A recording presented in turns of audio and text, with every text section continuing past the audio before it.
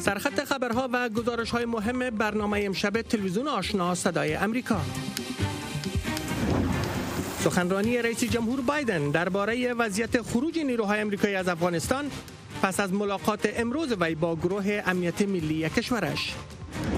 هشدار روسیه از بدتر شدن وضعیت و احتمال حملات دهشت افغانی از خاک افغانستان. و وزارت خارجه امریکا در نظر دارد برای شماری از فعالان سیاسی و خبرنگاران زن در افغانستان ویزه ویژه صادر کند. سلام و وقت همه شما بخیر بینندگان عزیز. به برنامه امشب تلویزیون آشنا صدای امریکا خوش آمدید. امروز پنجشنبه هشتم ماه جولای سال 2021 میلادی است. این برنامه به گونه زنده از صفحه فیسبوک و وبسایت دری صدای امریکا نیز به نشر میرسد. من خبری مشرف هستم. بینندگان عزیز، قرار بود جو بایدن رئیس جمهوری ایالات متحده آمریکا مشرح ترین بیانیه خود را در مورد خروج قوای آمریکایی از افغانستان تا لحظات پیش ایراد بکنه.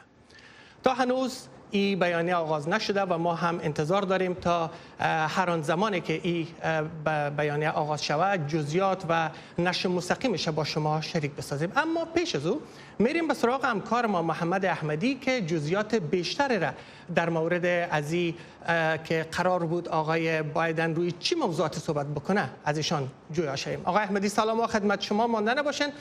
فکر میکنین که جزئیات بیشتری که آقای بایدن قرار بود در این سخنرانی خود به او بگنجانه پس از ملاقاتش با تیم امنیت ملیش روی کدام موضوعات بیشتر متمرکز بوده؟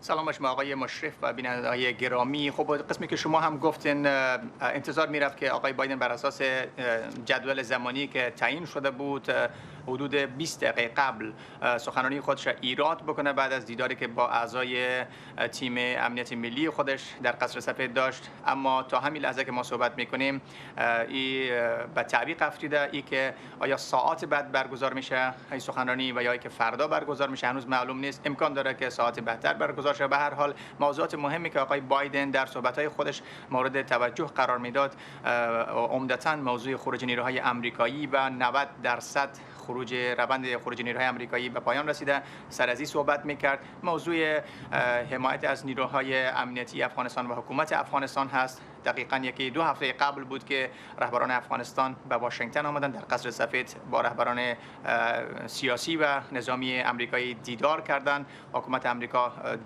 حمایت خود را از پسا خروج نیروهای آمریکایی اعلام کردند. البته این خروج با جدول زمانبندی که در دوران آقای ترامپ صورت گرفته بود آقای بایدن در دوره رئیس جمهوریش ایره کمی به تأخیر انداخت، یعنی مدتش طولانی تر تا اوایل هفته اول ماه سپتامبر اعلام کرده.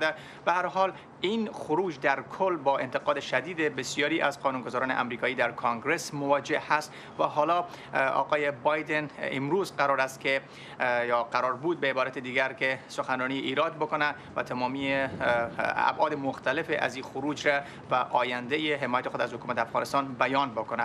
خب همه این مسائل مطرح بود اما اینکه چه چیزایی مطرح میشد در دسترس نیست. طبعا در خلال برنامه اگر سخنرانی شد و یا فردا یا روزهای آینده حتما در خدمت بینندگان عزیز قرار خواهیم داد. آقای مشرف. بله تشکر آقای احمدی. بینندگان عزیز در صورتی که در جریان برنامه دری تلویزیون آشنا صدای امریکا سخنرانی مستقیم آقای بایدن از قصر سفید آغاز شود ما شما را به گونه مستقیم در جریان سخنرانی آقای بایدن قرار خواهیم داد. آقای احمدی جان سپاس از شما. با ما باشین. شما را خواد داشتیم. بینندگان عزیز سخنرانی جو بایدن رئیس جمهور ایالات متحده در مورد افغانستان در حالی صورت میگیره که روسیه از بدتر شدن وضعیت و احتمال حملات دهشت افغانی از خاک افغانستان هشدار داده است. از جانب دیگر چین مذاکرات سیاسی میان گروه‌های افغان را یگانه راه حل معضل افغانستان عنوان میکنه. شرح بیشتری مطلب از همکارم جولای نوری میبینید که با استفاده از خبرگزاری اسوسییتد پرس و رویترز تهیه کرده. وزیر خارجه روسیه روز پنجشنبه از افزایش تهدیدات حملات دهشت‌افکنی در افغانستان هشدار داد و گفت با ادامه حملات طالبان در نقاط مختلف افغانستان و تکمیل شدن خروج نیروهای آمریکایی و ناتو از افغانستان این تهدیدات بیشتر شده است. تهدیدات حملات دهشت‌افکنی در افغانستان افزایش یافته است. طالبان بیشتر خصمانه رفتار می‌کنند به خاطر که قبلا خواهان توافق برای ایجاد حکومت موقت شده بودند تا یک حکومت باثبات در افغانستان ایجاد گردد. آقای لاوروف در سخنرانیش در یکی از پوهنتون‌های روسی در مورد تهدیدات امنیتی افغانستان و همچنان در قلمرو تاجیکستان متحد روسیه نیز هشدار داد. وزیر خارجه روسیه حکومت افغانستان را به خاطر متخاصم‌تر ساختن طالبان و ایجاد خلای قدرت برای گروه‌های مثل گروه داعش مقصر خواند. روسیه با رجوع به متواری شدن حدود 100 سرباز افغانستان و تاجیکستان به دلیل حملات اخیر طالبان تعهد نموده است که از سرحد تاجیکستان با افغانستان حفاظت می‌کند. گروه داعش با احتیاط و هدفمند در سرحد شمال افغانستان جاگزین شدند که هم سرحد با متحد ماست. شما در جریان هستید که شمار از نیروهای امنیتی افغان به تاجیکستان متواری شدند که بیشتر از 100 نفر هستند. ما متحد کشور تاجیکستان هستیم و یک توافقنامه امنیتی و پایگاه نظامی در آن کشور داریم. هرگاه تاجیکستان مورد حمله قرار گیرد، البته که ما سریعا این مسئله را با پیمان امنیتی روسیه راجع می‌کنیم. و در جای خواندم یا در تلویزیون شنیدم که در صورت نیاز روسیه قوای خود را به افغانستان می‌فرستد. فکر می‌کنم پاسخ واضح است. وضعیت امنیتی افغانستان که پس از 20 سال بار دیگر دستخوش نارامی‌ها شده است، باعث نگرانی سایر کشورها به شمول چین گردیده است که علاقه‌مند کمک برای برقراری ثبات در افغانستان است.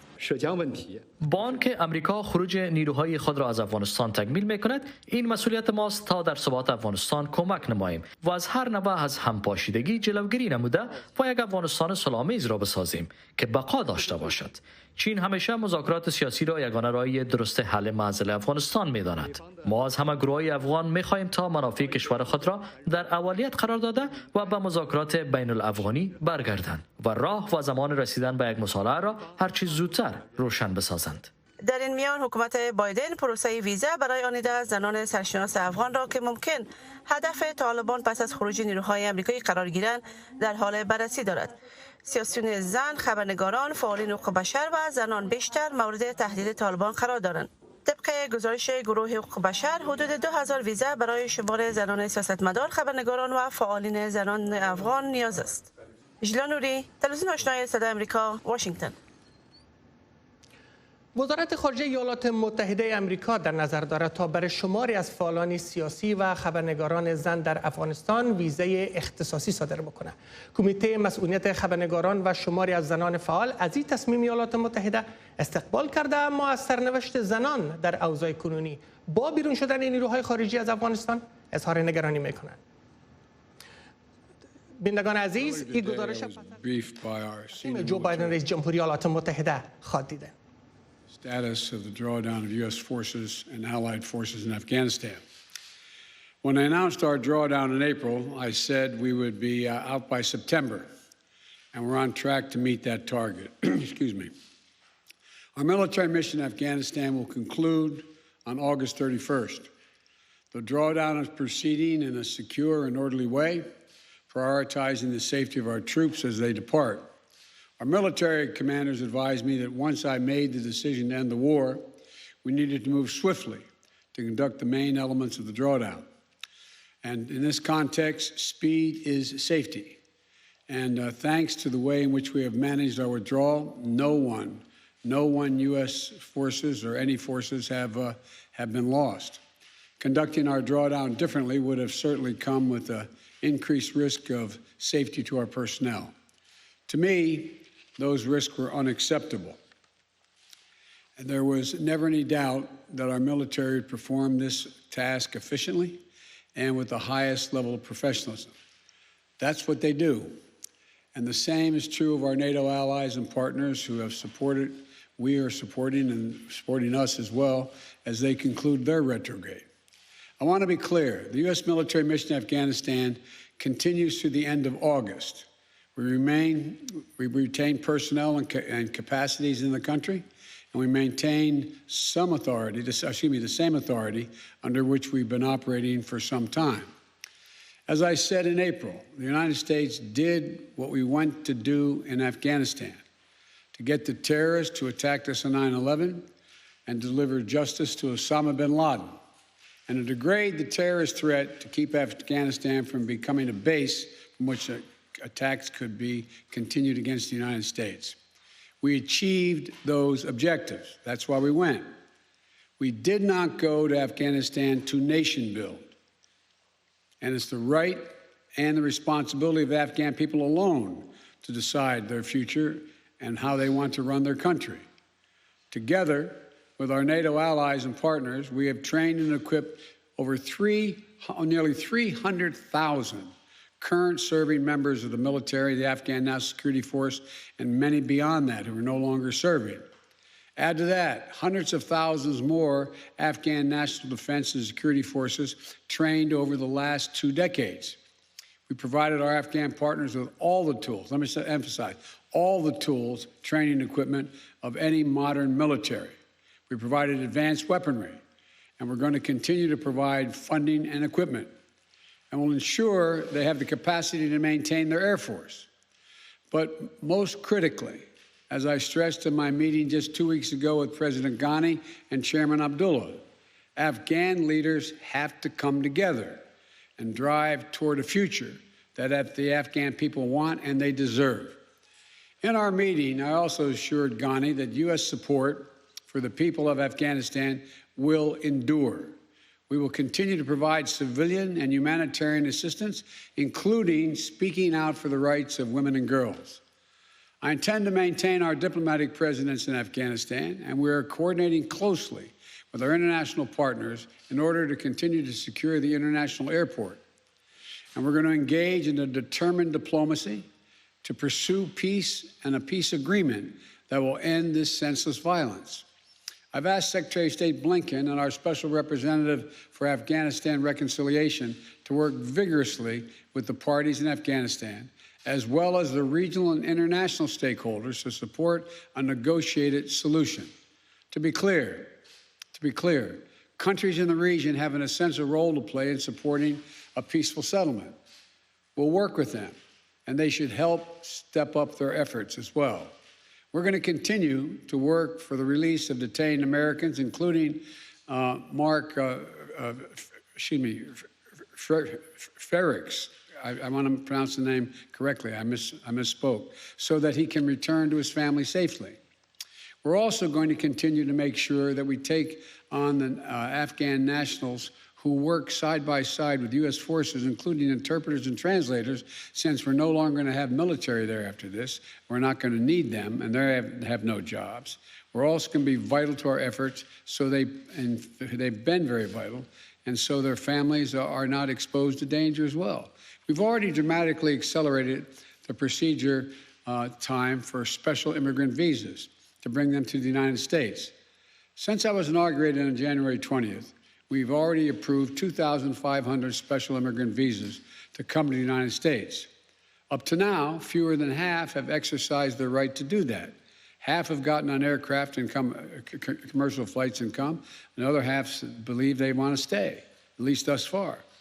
We're working closely with Congress to change the authorization legislation so that we can streamline the process of approving those visas. And those who have stood up for the operation to physically relocate thousands of Afghans and their families before the U.S. military mission concludes, so that if they choose, they can wait safely outside of Afghanistan while their U.S. visas are being processed. The operation has identified U.S. facilities outside the continental United States, as well as in third countries, to host our Afghan allies if they so choose. And starting this month, we're going to begin begin relocation flights for Afghanistan SIV applicants and their families who choose to leave. We have a point person in the White House and at the State Department-led task force coordinating all of these efforts. But our message to those women and men is clear. There is a home for you in the United States if you so choose, and we will stand with you just as you stood with us. When I made the decision to end the U.S. military involvement in Afghanistan, I judged that it was not in the national interest of the United States of America, to continue fighting this war indefinitely. I made the decision with clear eyes, and I'm briefed daily on the battlefield updates. But for those who have argued that we should stay just 6 more months or just 1 more year, I ask them to consider the lessons of recent history. In 2011, the NATO allies and partners agreed that we would end our combat mission in 2014. In 2014, some argued 1 more year. So we kept fighting, and we kept taking casualties. In 2015, the same, and on and on. Nearly 20 years of experience has shown us that the current security situation only confirms that just 1 more year of fighting Afghanistan is not a solution, but a recipe for being there indefinitely. It's up to the Afghans to make the decision about the future of their country. Others are more direct. Their argument is that we should stay with the Afghanistan indefinitely. In doing so, they point to the fact that we have not taken losses in this last year. So they claim that the cost of just maintaining the status quo is minimal. But that ignores the reality and the facts that already presented on the ground in Afghanistan when I took office. The Taliban is at its strongest militarily since 2001. The number of U.S. forces in Afghanistan had been reduced to a bare minimum. And the United States and the last administration made an agreement with the Taliban to remove all our forces by May 1 of this year. That's what I inherited. That agreement was the reason the Taliban had ceased major attacks against U.S. forces. If in April I had instead announced that the United States was going back on that agreement made by the last administration, the United States and allied forces would remain in Afghanistan for the foreseeable future, the Taliban would have again begun to target our forces. The status quo was not an option. Staying would have meant U.S. troops taking casualties, American men and women back in the middle of a civil war, and we would run the risk of having to send more troops back into Afghanistan to defend our remaining troops. Once that agreement with the Taliban had been made, staying with a bare minimum force was no longer possible. So let me ask those who want us to stay, how many thousands more Americans' daughters and sons are you willing to risk? How long would you have them stay? Already we have members of our military whose parents fought in Afghanistan 20 years ago. Would you send their children and their grandchildren as well? Would you send your own son or daughter?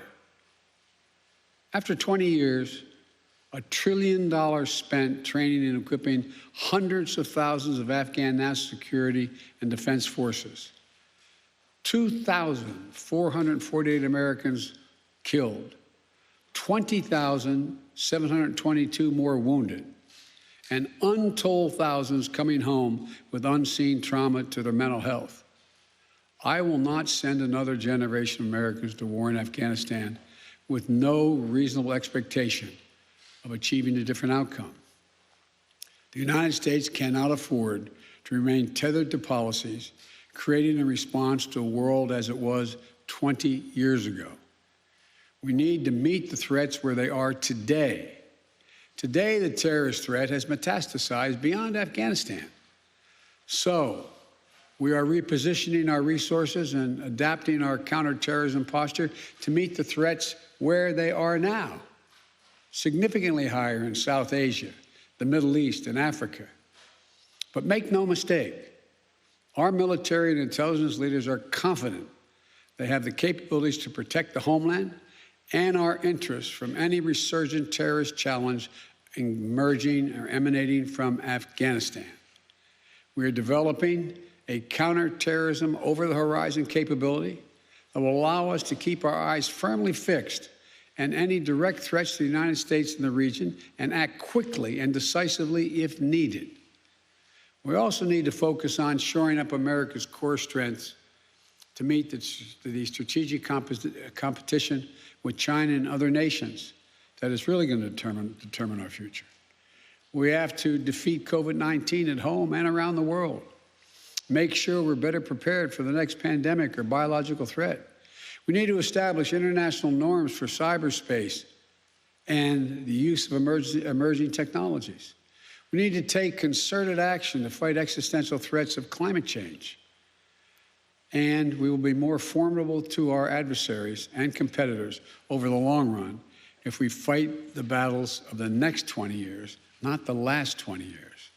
Finally, I want to recognize the incredible sacrifice and dedication that the U.S. military and civilian personnel serving alongside our allies and partners have made over the last 2 decades in Afghanistan. I want to honor the significance of what they've accomplished and the great personal risk they encountered and the incredible cost to their families. Pursuing the terrorist threat through some of the most unforgiving terrain on the planet. I've been almost throughout that entire country. Ensuring there hasn't been another attack on the homeland from Afghanistan for the last 20 years. Taking out bin Laden. I want to thank you all for your service and the dedication to the mission so many of you have given, and to the sacrifices that you and your families have made over the long course of this war. We'll never forget those who gave the last full measure of devotion for their country in Afghanistan, nor those whose lives have been immeasurably altered by wounds sustained in the service of their country. We're ending America's longest war, but we'll always, always honor the bravery of the American patriots who served in it. May God bless you all, and may God protect our troops. Thank you. Mr. President, do you trust the Taliban, Mr. President? Is a Taliban takeover of Afghanistan now inevitable? No, it is not. Because you have the Afghan troops have 300,000 well-equipped as any army in the world, and an air force against something like 75,000 Taliban. It is not inevitable. Do you trust the Taliban, Mr. President? Do you trust the Taliban, sir? خب بینندگان عزیز، شما سخنرانی مستقیم جو بایدن رئیس جمهوری ایالات متحده را در مورد تازه ترین تحولات از خروج نیروهای امریکایی از افغانستان شنیدن. جو بایدن در این سخنرانی خود تاکید کرد که نیروهای امریکایی بیشتر از اخیر ماه اگست در افغانستان حضور نخواهد داشت و هدف از این سرعت خروج نیروهای امریکایی را مسئولیت نیروهای امریکایی عنوان کرد. آقای بایدن گفت که هدف حضور نیروهای امریکایی در سال 2001 در افغانستان مبارزه با دهشت افغانی و از بین بردن اسامه بن لادن و تضعیف شبکه القاعده بوده که به این هدف خود نائل آمده. آقای بایدن تاکید کرد که اکنون به افغانها ارتباط دارد تا درباره آینده خودشان تصمیم بگیرند. آقای بایدن گفت که نیروهای متعدد افغان در 2 دهه اخیر آموزش دیدن، از عصری ترین سلاح‌ها برخوردار هستند و حدود 300,000 نیروی امنیتی و دفاعی را افغانستان برخوردار است و در آخرین لحظه صحبت خود هم در پاسخ به سوالی که آیا طالبان قادر خود بودند تا افغانستان در کنترل خود بگیرند، آقای بایدن گفت که خیر، به خاطر اینکه نیروهای امنیتی و دفاعی افغانستان مجهز هستند و 300,000 نیرو بدون شک قادر است در برابر حدود 75,000 گروه طالبان بجنگند. بخشی از صحبت آقای بایدن روی گرد همایی و اتحاد رهبران افغانستان متمرکز بود و گفت که رهبران افغان باید گرد هم جمع شوند و به سوی آینده خود حرکت بکنند. از تداوم کمک‌های ملکی و نظامی برای نیروهای امنیتی و دفاعی افغان و حکومت افغانستان یادآوری کرد و گفت که حفظ حقوق زنان و دختران در صدر از این کمک‌ها قرار دارد. روی یک دیپلماسی مصمم آقای بایدن تاکید ورزید و همچنان گفت که از مذاکرات صلح در افغانستان حمایت میکنه. در مورد ترجمانان افغان بخش دیگی از صحبت‌های آقای بایدن بود که گفت که از آغاز ماه اینا نقل مکان برخی از ترجمان‌های را که خواسته باشند به یک کشور دیگه آغاز میکنن و این ارتباط میگیره به خود خانواده ها و خود ترجمان ها که اونا کدام کشور برمیگزینن، ولی تاکید کرد که ایالات متحده آغوشش به این کشور باز است. نکته را که یادآوری کرد و گفتی که کسانی که میخواهند 6 ماه یا 1 سال دیگر حضور نظامی نیروهای امریکایی در افغانستان ادامه پیدا بکنه باید بدانند که در سال 2014 تصمیم بود که نیروها از افغانستان خارج شود، ولی برای 1 سال دیگر ادامه پیدا کرد و درگیری ها ادامه داشت و خونریزی ها هم ادامه پیدا کرد. ولی اگر این روند ادامه پیدا بکنه باز هم نیروهای امریکایی این مشکل مواجه خواهد شدن و تلفات نظامی ها را در پی خواهد داشت و گفت که تا به حال 2 نسل اگر در افغانستان جنگیده حاضر نیست که نسل سیوم به یک جنگی که هنوز هم نتیجهش معلوم نیست بفرسته. ولی در اخیر آقای بایدن از قربانی و جانفشانی همه از اون نیروهای امریکایی که در طول 2 دهه اخیر در افغانستان حضور داشتن و به خاطر تامین امنیت و منافع امریکا جان خود دست دادن و مبارزه کردن قدردانی کرد.